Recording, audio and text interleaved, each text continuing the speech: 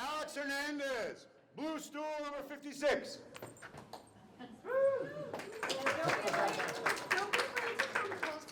On Sunday morning as a child, I'd pad over to my parents' bedroom, and my father would stand in front of his bedroom mirror in various states of undress, and he'd quote a speech about a great leader in social change, Alexander Hamilton. I'm flattered with the hope, sir, that we have found a cure for the evils under which we have so long labored. I propose this Constitution. Dr. Martin Luther King. And that's all this whole thing is about. We are saying that we are determined to be men. We are determined to be people. We are saying that we are God's children. As I grew up, I began to understand that my father fought for a better world. He worked with Cesar Chavez and Dolores Huerta because he believed Mexican Americans were worthy of dignity and opportunity, just like every other human being. My father engaged in this work when he could find plenty of reasons not to be optimistic about the future. In 1996, it caught the federal government's attention that Mexicans in California's Central Valley were being arrested, not because they had committed a crime, but when asked for a reason, the Kern County Sheriff says they looked like they were ready to violate the law. This statement received a lot of attention at the time, but it was illustrative of the many ways we viewed Mexican Americans as less than, most of which were hidden from public view.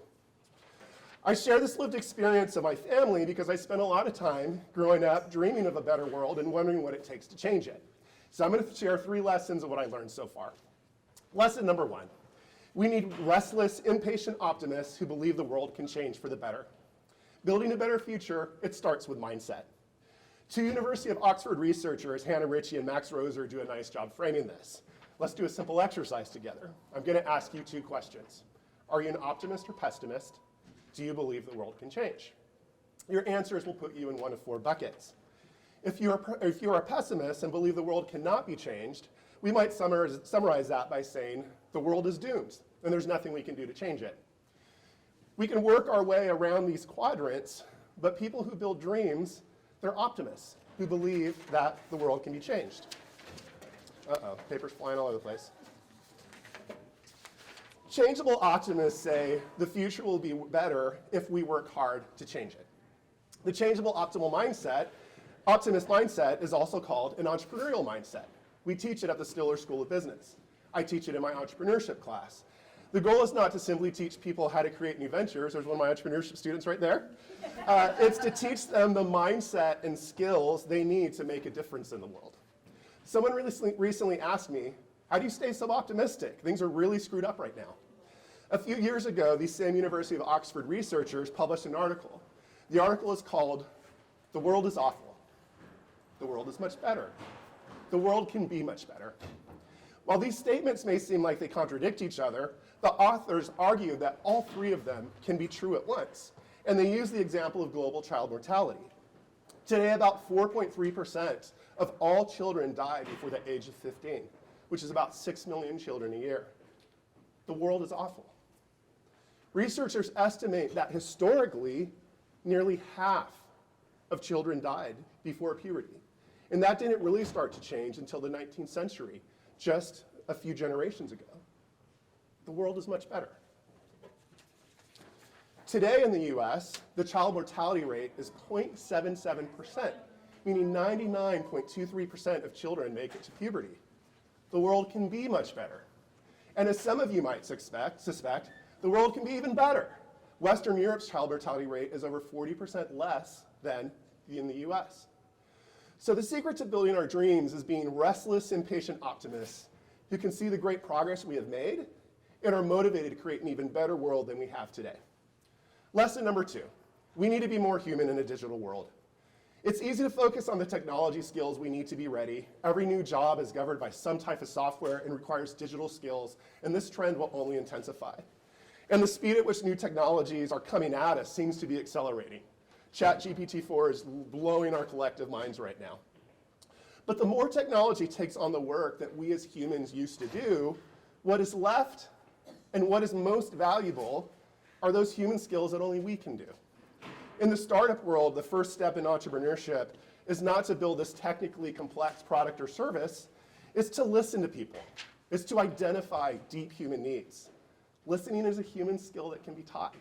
We do it through human-centered design, the jobs to be done framework, studying people's behaviors, By listening, we can find problems worth solving. Technology makes it so much easier to build companies, to create social movements, but technology can also amplify our human skills. Individuals don't change the world, groups of human beings do. To do that, human beings build trust, they motivate others, and they achieve goals together. Our values shape our decisions in the world around us. This is why I believe so deeply in our core curriculum, the professional skills we learn in our majors, and the work we do in our centers. This is where we learn the human skills that will help us build the skills to build our dreams. Lesson number 3, we need to create the world we want to live in. Sometimes when I want to sound smart, I narrate a problem happening in the world, and I give all the reasons why I think this problem is happening. But the more I do that, the more I become a bystander. I become an expert in a circumstance that I don't want to exist. I heard a friend give a talk recently that is still sitting with me. He does diversity, equity, and inclusion work, and he asked, instead of focusing on our inherited struggles, why don't we focus on our dreams? Instead of fighting against each other, why don't we create our collective freedom? To create our collective freedom, to create a sense of belonging, we have to be in relationship with one another. And he asked, are we in relationship with one another? It was another reminder that in a world where we achieve collective freedom, we have to be more human. But it was also a powerful reminder that we are not defined by our inherited struggles. We should ask, is our energy going towards creating the world that we want to live in? We choose how we direct our energy. So those are my 3 lessons about how to build our dreams, build a better future. Lesson 1, we need restless and patient optimists who believe the world can change for the better. Lesson 2, we need to be more human in a digital world. Lesson 3, we need to focus our energies on creating the world we want to live in. Someone recently asked me, why did you come to Champlain College? And I said, Champlain College's mission speaks to my soul.